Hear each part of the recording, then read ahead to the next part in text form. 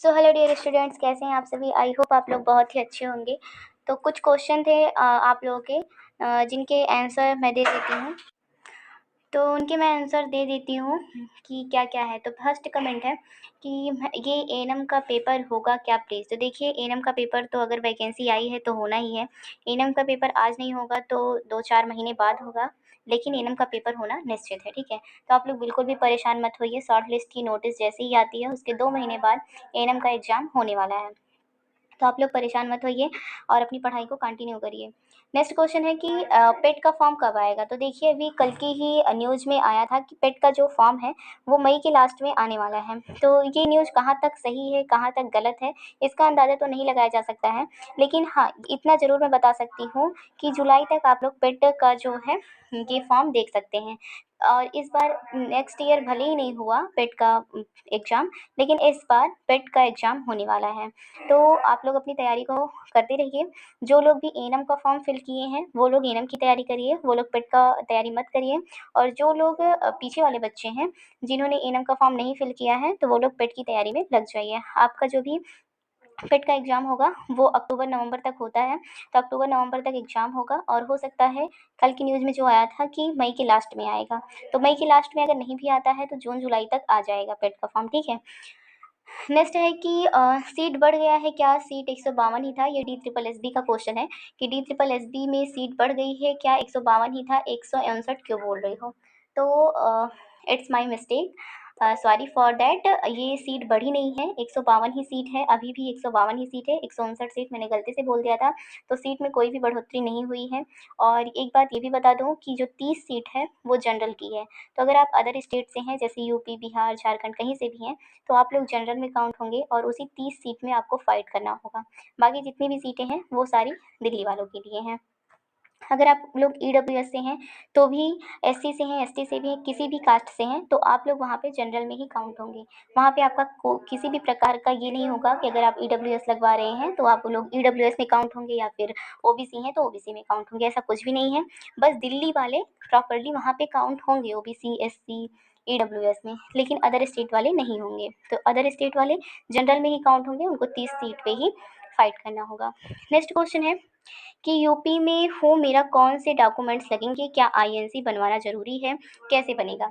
तो ये क्वेश्चन है DSSB के बारे में पूछ रही हैं कि ये यूपी से हैं। और अगर आप लोग के भी ऐसे कई सारे डाउट्स होंगे तो देखिए, डॉक्यूमेंट्स में आपके इंटर के मार्कशीट लगेंगे, हाई स्कूल के मार्कशीट लगेंगे, आधार कार्ड लगेगा, और जो आपका डिप्लोमा सर्टिफिकेट है वो लगेगा, और एएनएम का जो सर्टिफिकेट है वो लगने वाला है, और आईएनसी रजिस्ट्रेशन आपको करवाना ही करवाना पड़ेगा।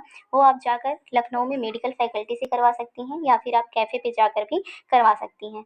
तो आप कैफ़े पे भी करवा सकते हैं और लखनऊ डायरेक्ट जो मेडिकल फैकल्टी है वहाँ से भी करवा सकते हैं आईएनसी रजिस्ट्रेशन। आईएनसी रजिस्ट्रेशन 2-3 महीने में आ जाएगा, ज़्यादा घबराने की बात नहीं है। आप वहाँ जैसे ही जाती हैं, अपना अप्लाई वगैरह करवाती हैं, उसके बाद 2-3 महीने में आईएनसी रजिस्ट्रेशन आ जाता है। किसी-किसी का काफ़ी टाइम लग जाता है, लेकिन जो आईएनसी का प्राइमरी सर्टिफिकेट आता है उसके थ्रू भी आपका सिलेक्शन हो सकता है। तो अगर वो आ जाएगा तब भी आपका हो जाएगा, और वो जो है 1-2 महीने में आ जाता है। नेक्स्ट क्वेश्चन है कि आंसर की कब तक आएगा। तो DSSB के आंसर की बात कर रही हैं कि DSSB का आंसर की कब तक आएगा।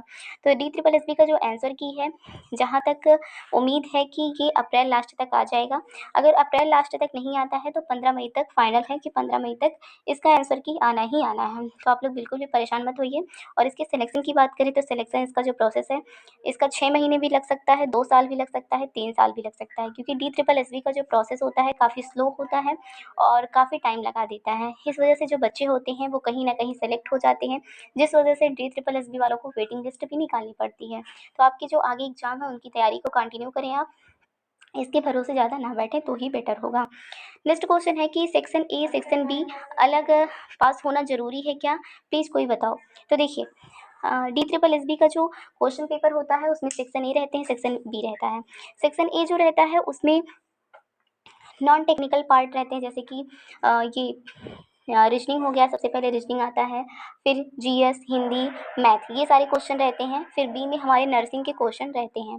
तो सेक्शन ए और सेक्शन बी दोनों में पास होना ज़रूरी है, ऐसा बिल्कुल भी वो नहीं है कि दोनों में पास होना ज़रूरी है। अगर आप अदर स्टेट के हैं तो आपको 80 नंबर लाना कंपल्सरी है, तो आप पास माने जाएँगे।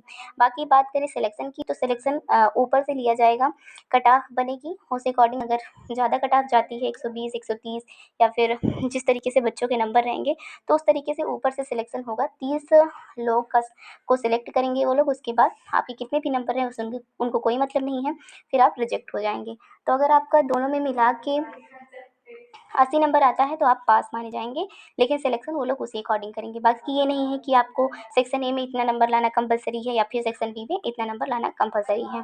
अगर आप सेक्शन बी में जैसे अपने नर्सिंग वाले में 90-95 नंबर ला देते हैं और उसमें 10-15 नंबर ही ला देते हैं, तो भी आप पास माने जाएँगे और आपका सिलेक्शन हो सकता है अगर कट ऑफ कम गई तो।